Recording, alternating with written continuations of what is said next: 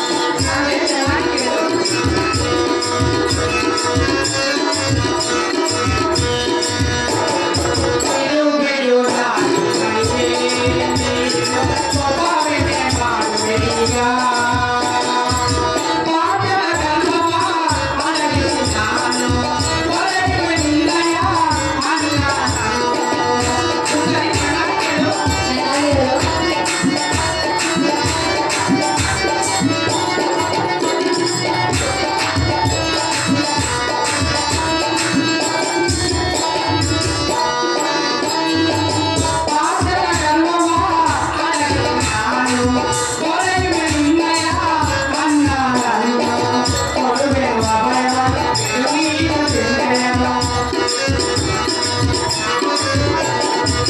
ಕೊಡುವೆ ಅಭಯವನ್ನು ನೀನು ಚಿಂತೆಯವ ಧರ್ಮವ ತಿರುಗೊಳಿಸಿ ಜಗದಿ ಬೆಳೆಯುವೆನು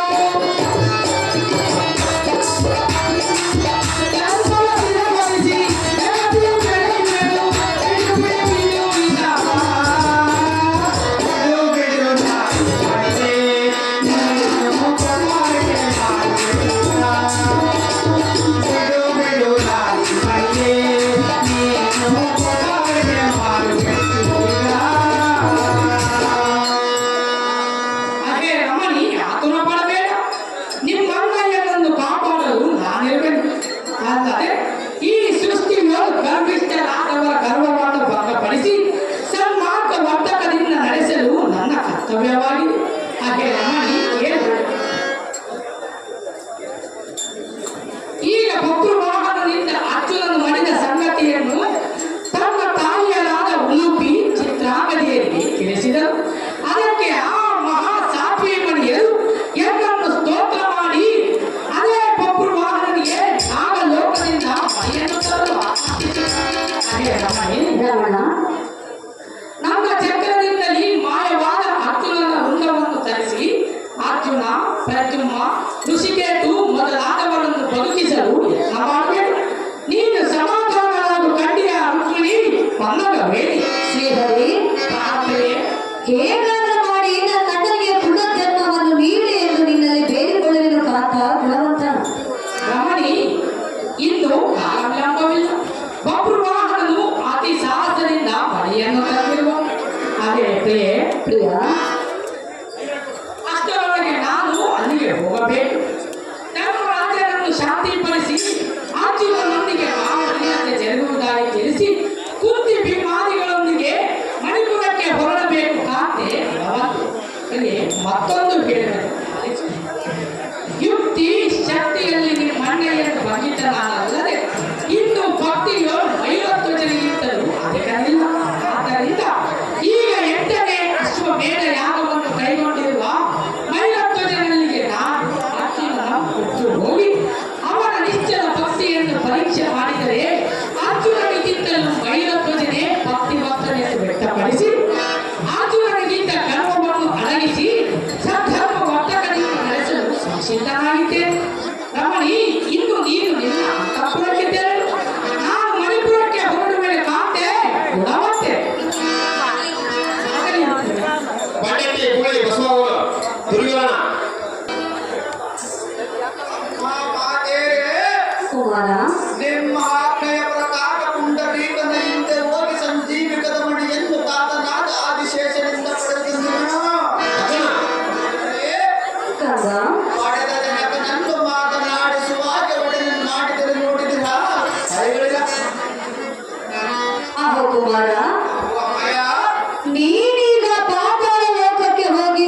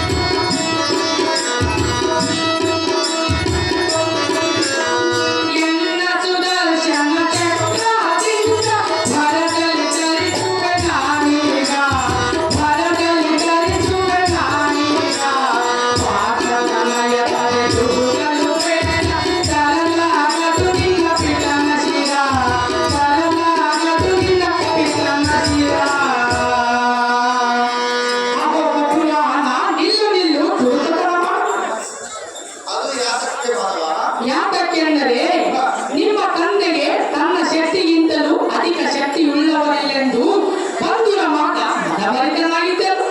ಅಹೋ ಬಾಲಕ, ಅಹೋ ಯಾದವ, ಇನ್ನು ಅವನ ಶಕ್ತಿಯು ಕುಂದಿ ಹೋಯಿತು. ಇನ್ನು ಲೋಕದ ಜನರಿಗೆ ಅರ್ಜುನನಿಗೆ ಮನನವಾಗಬೇಕೆಂದೇ ಈ ಜಗದಾಟ ಮಾಡಿ ತೋರಿಸಿತು. ಬಾಲಕ, ಅಹೋ ಯಾದವ, ಅರ್ಜುನನ ರುಂಡವನ್ನು ತರಲು ನಿನ್ನಿಂದ ಸಾಧ್ಯವಿಲ್ಲ. ನಿನ್ನ ಸಾಹಸಕ್ಕೆ ನಾನು ಮೆಚ್ಚಿದೆ. ಅಹೋ ಬಾಲಕ, ಅಹೋ ಕೇಶವ, ಈ ನನ್ನ ಸುದರ್ಶನ ಚಕ್ರದಿಂದಲೇ ಮಾಯವಾದ ಅರ್ಜುನನ ರುಂಡವನ್ನು ಹರಿಸುವೆನು. ಅಹೋ ಬಬ್ರುವಾಹನ, ಅಹೋ ಕೃಷ್ಣಮೂರ್ತಿ, ಭಾರತ ಯುದ್ಧದಲ್ಲಿ ಅರ್ಜುನನು ಭೀಷ್ಮರನ್ನು ಹತ್ತಿಸಿದನೆಂಬ ಬೆಟೆಯಿಂದ ತಾಳಲಾರದೆ ಪಾತಾಳ ಗಂಗೆಯ ಶಾಪದಿಂದಲೂ ಸರ್ಪಾಸ್ತ್ರಗಳಿಂದಲೂ ಅರ್ಜುನನ ರುಂಡವು ಖಂಡಿಸಲ್ಪಟ್ಟಿತು. ಅಹೋ ಬಾಲಕ, ಅಹೋ ಮಧುಸೂದನ, ದುರ್ಬುದ್ಧಿ ಸ್ವಭಾವದವರಾದ ಕಾಕೋಟಕಾರಿಗಳು ಛಲದಿಂದ ರುಂಡವನ್ನು ತೆಗೆದುಕೊಂಡು ಹೋಗಿರುವರು. ಈಗ ತ್ರಿಮೂರ್ತಿಗಳೊಂದಾಗಿ ಬಂದು ಕೇಳಿದರು, ಕೊಡಲಾರರು. ಆದ್ದರಿಂದ ಈ ಎನ್ನ ಸುದರ್ಶನ ಚಕ್ರದ ಮಹಿಮೆಯಿಂದಲೇ ಮಾಯವಾದ ಅರ್ಜುನನ ರುಂಡವು ಬರುವುದು ನೋಡು ವೀರನೇ, ಮಹಾಶೂರನೇ. ಅಹೋ ಕುಮಾರ, ಅಹೋ ಜನನಿ, ಅಗೋ ನಿಮ್ಮ ತಂದೆಯ ರುಂಡವು ಸುದರ್ಶನ ಚಕ್ರದಿಂದ ಇಂಥಗಳನ್ನೇ ಬರುತ್ತಿರುವುದು.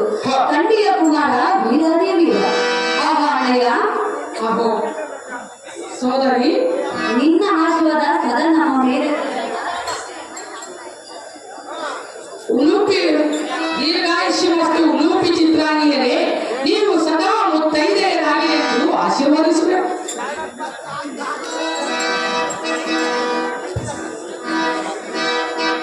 ಅಹೋ